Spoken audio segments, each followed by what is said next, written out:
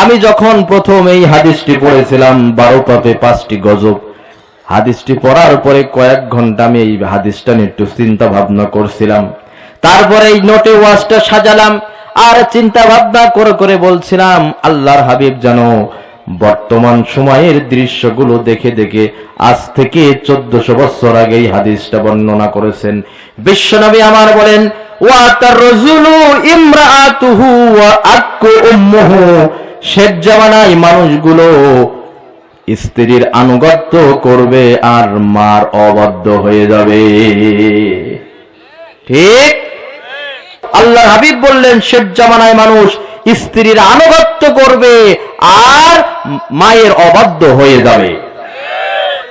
6 নম্বরে বিশ্বনবী আমার বলেন ও আদনা সাদিকাহু ওয়া আকসা আবাহু, শেষ জামানায় বন্ধু বান্ধবকে কাছে টানবে আর নিজের জন্মদাতা পিতাকে দূরে সরিয়ে রাখবে। চায়ের দোকানে রেস্টুরেন্টে বন্ধু বান্ধব আড্ডা দেবে, হাজার হাজার টাকা বাজেট হবে, বিছানায় মা কাতরাই আব্বা কাতরাই বিছানায়, মায়ের জন্য আব্বার জন্য 100 টাকার ফল কিনে নেওয়ার মতো সৌভাগ্য তার হবে না। চায়ের দোকানে আজে বাজে টাকা হাজার হাজার খরচ করবে, আছে না নাই? বাইরে আমার যাদের পিতামাতা দুনিয়ার মাঝখানে এখনো জীবিত আছেন, আল্লাহর হাবিব সাল্লাল্লাহু আলাইহি সাল্লাম বলেছেন মা বাপ হুমা ফিল জান্নাহ হুমা ফিন্নার, তোমার জন্য জান্নাত তোমার জন্য জাহান্নাম। পিতামাতার সন্তুষ্টিতে আল্লাহর সন্তুষ্টি, পিতামাতার অসন্তুষ্টিতে আল্লাহর সন্তুষ্টি। বিশ্বনবী আমার বলেন কেউ যদি চায় তার হায়াত লম্বা হোক আর কেউ যদি চায় তার রিজিকে বরকত হোক, এই পৃথিবীতে চিকিৎসা বিজ্ঞানী বলেন মেডিকেল সায়েন্স বলেন যে ঔষধ কেউ আবিষ্কার করতে পারে নাই, হায়াত বাড়ানোর ঔষধ কি কেউ আবিষ্কার করতে পেরেছে নাকি বলেন? যদি আপনাদের কাছে এখন খবর আছে ঝিনাইদহ সবচাইতে বড় যে ফার্মেসির দোকান, সেখানে একটা ট্যাবলেট এসেছে, এক একটা ট্যাবলেটের দাম 5000 টাকা। একটা ট্যাবলেট যদি খাওয়া যায় 1 বছর করে হায়াত বাড়বে।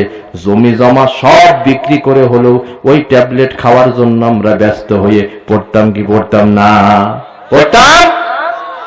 যদি আপনাদের কাছে খবর আসে ভাইরা একটা ঔষধ আবিষ্কার হয়েছে, ঔষধ যদি খাওয়া যায় অভাব অনটন দূর হয়ে যাবে, জায়গা জমি বিক্রি করে হলেও সেই ঔষধ আমরা খেতাম। কিন্তু যেই ঔষধ বিজ্ঞানীরা আবিষ্কার করতে পারেনি, পারবেও না, সেই ঔষধ দিয়েছেন আল্লাহর হাবিব বিশ্বনবী আমার বলেছেন হায়াত যদি বাড়াতে চাও, আয় উন্নতিতে যদি বরকত করতে চাও, 2টা কাজ তোমরা করবা। 1 নম্বরে পিতামাতার সাথে সম্পর্ক ভালো রাখবা আর 2 নম্বরে নিকট আত্মীয় স্বজনের সাথে সম্পর্ক ভালো রাখবা। আল্লাহ হাবিব সাল্লাল্লাহু আলাইহি সাল্লাম মারাত্মক আবার সতর্কবাণী করছে, শুনে রাখো এই পৃথিবীতে সমস্ত পাপের শাস্তি আল্লাহ তাআলা বান্দার সঙ্গে সঙ্গে দেন না। দেন? আমরা যত পাপ করি আল্লাহ যদি সঙ্গে সঙ্গে সেই পাপের শাস্তি দিতেন আমরা কিন্তু টিকতে পারতাম না। পারতাম? আমার বিশ্ববিদ্যালয় স্যার বলেছিলেন যে মিথ্যা কথা বললে এখানে একটা ফোড়া হবে, জিনা করলে এখানে একটা কালো দাগ পড়ে যাবে। যদি পাপের চিহ্নগুলো বান্দার শরীরের ভিতরে আল্লাহ তাআলা এঁকে দিতেন তাহলে বান্দা কিন্তু কোনো পাপ কাজ করতে পারত না। আল্লাহ সব পাপের শাস্তি হয় মৃত্যুবরণ করার পরে কবরে, না হয় হাসরে দেবেন। কিন্তু এমন জঘন্য পাপ আছে 3টি, বিশ্বনবী আবার বলেন এই 3টি পাপের শাস্তি কবলাল মাউত, মৃত্যুবরণ করার আগেই পৃথিবীর জমিনে দেওয়া হবে, জমিনেই পেয়ে যাবে। হয়তো প্যারালাইসিস রোগী হয়ে বিছানায় পড়ে থাকবে, না হয় হার্ট অ্যাটাকে যাবে, না হয় আপনার রোড অ্যাক্সিডেন্টে যাবে, দুরারোগ্য রোগে আক্রান্ত হয়ে দুনিয়ার মাঝখান থেকে বিদায় নেবে, না হলে অর্থনৈতিক সমস্যায় পড়ে যাবে। এই রকমের পাপ কয়টি? 3টি। 1 নম্বরে আল্লাহর হাবিব বলছেন কেউ যদি বাড়াবাড়ি করে, বাড়াবাড়ি করলে এই পাপের শাস্তি আল্লাহ দুনিয়ায় দেবে। কোন ব্যক্তি যদি রক্তের সম্পর্কে আত্মীয়তার সাথে সম্পর্ক খারাপ করে সেই পাপের শাস্তি আল্লাহ তাআলা দুনিয়াতেই দেবেন।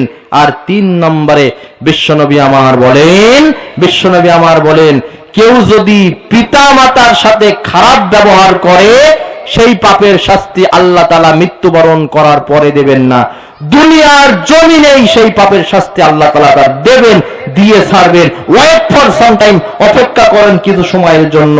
অল্প সময়ের ভিতরেই পিতামাতার অবাধ্য সন্তানদের শাস্তি দুনিয়াতে চাক্ষুষ দেখে যাবে জনগণ। ভাইরা আমার, এই জন্য পিতামাতার সাথে ভালো সম্পর্ক রাখতে হবে। আমাদের দেশের অনেক মানুষ এমন আছে, পিতামাতা যখন জীবিত ছিল পিতামাতাকে দেখেনি, পিতামাতার সাথে ভালো সম্পর্ক বজায় রাখেনি, পিতামাতাকে খাইতেও দেয়নি, বৃদ্ধাশ্রমে পর্যন্ত রেখেছে। আবার ওই আব্বা আম্মা যখন মৃত্যুবরণ করে, জীবিত থাকা অবস্থায় কোনো খোঁজ খবর নেয়নি, টাকা পয়সা দেয়নি, ভালো খাওয়াই নাই, ভালো পড়াই নাই। এই আব্বা যখন মারা যায়, আম্মা যখন মারা যায়, মানুষদেরকে দাওয়াত করে লক্ষ লক্ষ টাকা খরচ করে খানা করে খাওয়ায়, আছে না নাই? ও তুমি জিন্দা থাকতে এক মুঠো ভাত, জিন্দা থাকতে এক মুঠো ভাত দাও নাই মা বাবার মুখে, মরলে খাওয়াও পাড়ার লোক ডেকে মন আমার, মরলে খাওয়াও পাড়ার লোক ডেকে। মাসে মাসে অনেক টাকা তুমি ব্যাংক রাখো জমা, বাড়ি বাড়ি ভিক্ষা করে তোমার বাবা মা। ভাইরে তোমার বাবা মা, তোমার বউয়ের হাতে সোনার বালা, ও তোমার বউয়ের হাতে সোনার বালা, দিন যাই তার কত সুখে, মরলে খাওয়াও পাড়ার লোক ডেকে মন আমার, মরলে খাওয়াও পাড়ার লোক ডেকে। এই চরিত্রের মানুষ জোরে বলেন তো আছে না নাই? হায়াত যদি বাড়াতে চাও, রিজিকে যদি বরকত চাও, পিতামাতার খেদমত করে যাও, আল্লাহ হায়াত লম্বা করবে, রিজিকে বরকত দেবে, সংসারের কোনো অভাব তোমার হবে না।